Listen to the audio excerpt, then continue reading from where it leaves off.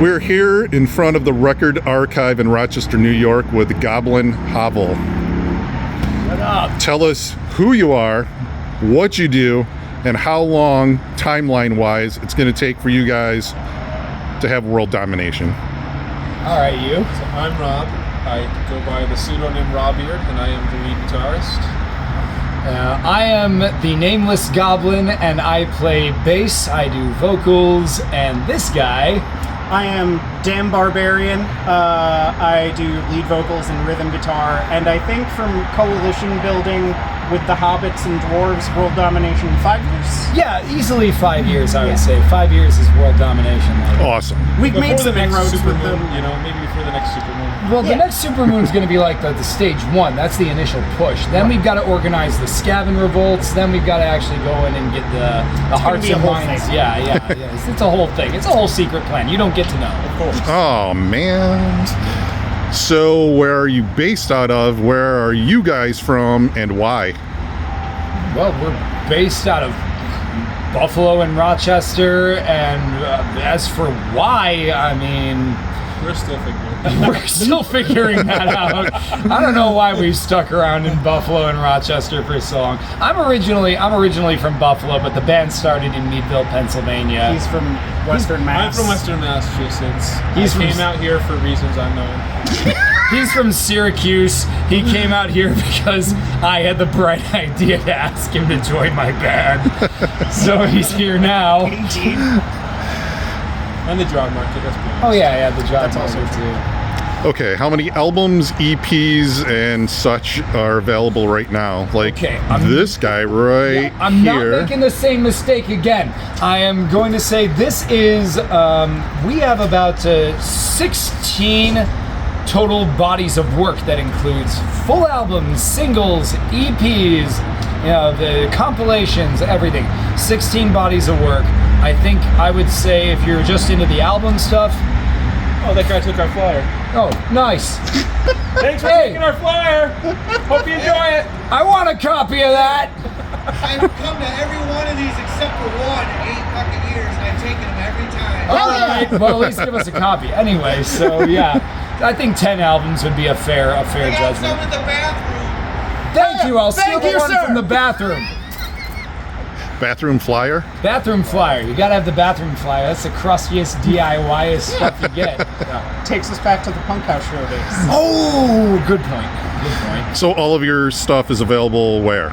Bandcamp for the most part. The acoustic metal stuff is for the most part all free, donation based. The metal album stuff is also on Bandcamp, but that's paid for because we need to be able to afford his pedal board. If you come to our shows, you get the physical copies. That is, like that one. That is reserved for physical shows. Like physical copies are reserved for the actual shows. So show up to our shows, you'll get the physical stuff. If you're a collector of antiques, we'll talk. Get in touch with us on Facebook. Great. Let's talk about the vocals. Yeah. You do not look like what comes out of you is going to come out of you. I've been told that a lot, yes. You do not look like what comes out of you is going to come out of you. I've never heard that about you before. But Expound. Tell us about the vocals, if you've had training, if you love singing as opposed to growling, if you love to growl as opposed to singing. So I actually was in a children's chorus when I was a kid, doing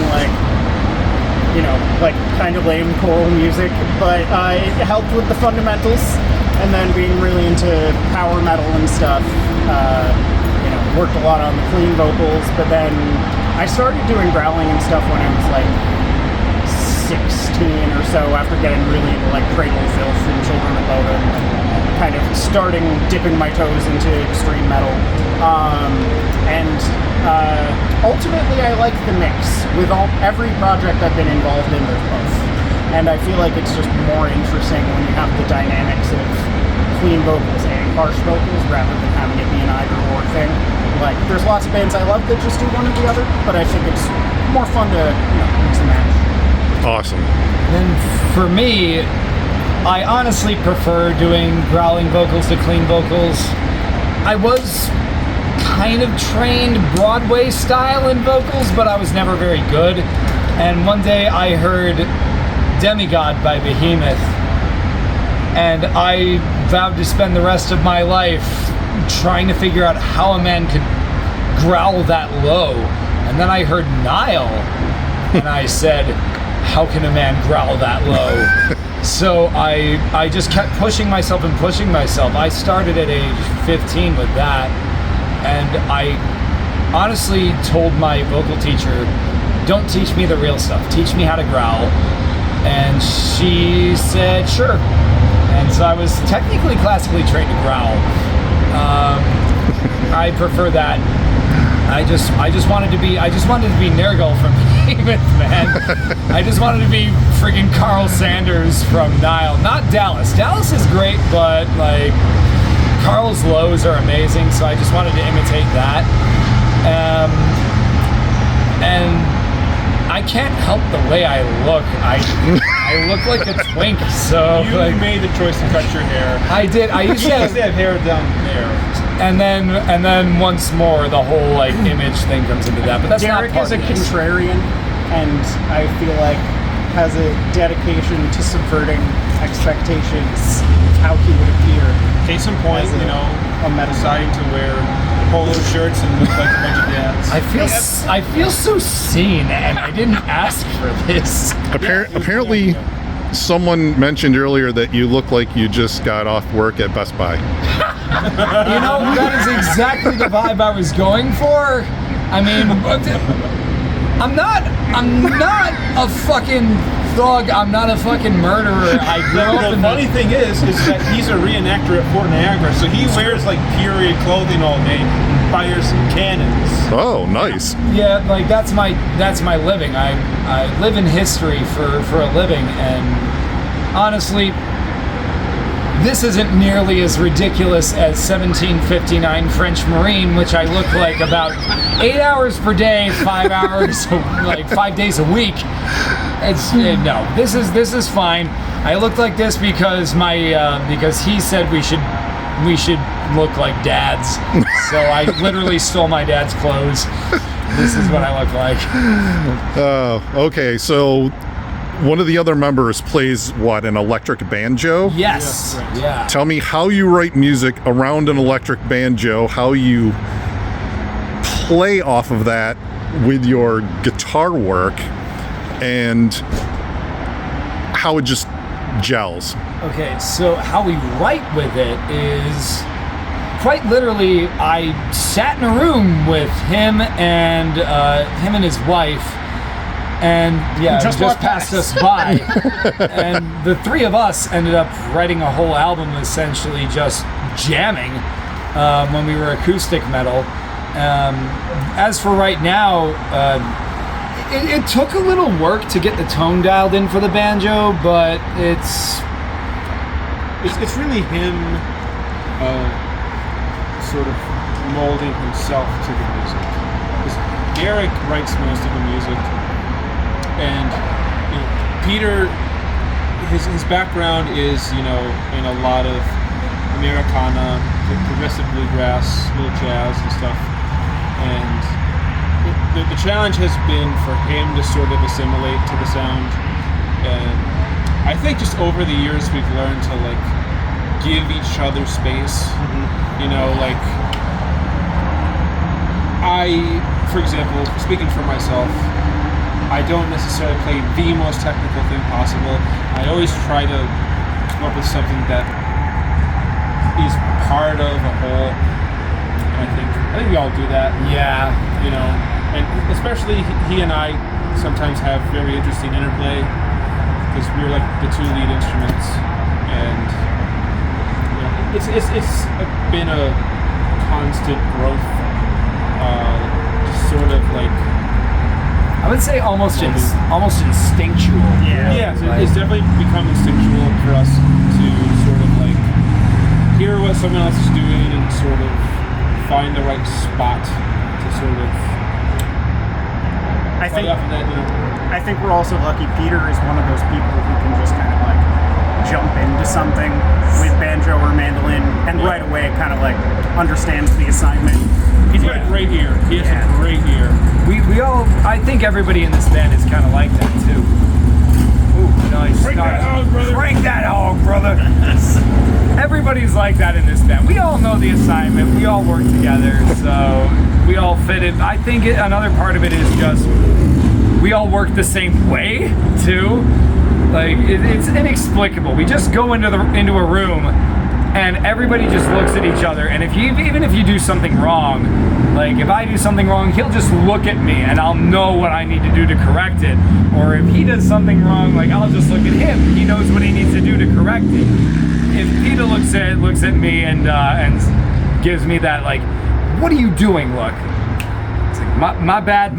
I'll cut back. I'll do this. All right. Well, we're fine. We just know each other very well, so that's it. It's instinctual at this point. It's very lighthearted. Like, Yeah. It's not heavy-handed the way we go about it. It's like, oh hey, so I heard this or I heard that. Can we do this? Or can we work on that? Over the years we've learned to we've kind of grown up together as people and musicians, and there's been multiple lineup changes, and the lineup that we have now that we've kind of settled on has been very good, and this course that we've been on with this lineup has been very good and very rewarding. Nice. You have a new album coming out and a release show, and where and when and why, and how come you're standing in front of a giant Kiss Creatures of the Night thing? Well, look, that was your idea, man. Like this Don't put that on me. Don't put this on me, Sunshine. Because you we're made becoming it. more commercial. If you dare. So the next album is an entire cover of Kiss Creatures of the Night with banjo? Yeah. All right. We'll have official Goblin Hovel koozies, and we'll just commercialize every. It'll be the goddamn musical equipment of that Psycho remake with Vince Vaughn. We'll copyright the words we use on the album too, so that nobody can use them, just like Gene Simmons. And then, but seriously, what were we talking about? The actual shit, Album release. the actual album release. Yeah, okay. It was. We go on tangents a lot. It's a miracle we get anything fucking done. All right, I'm gonna get it right this time. November 21st, Photo City, Rochester, New York.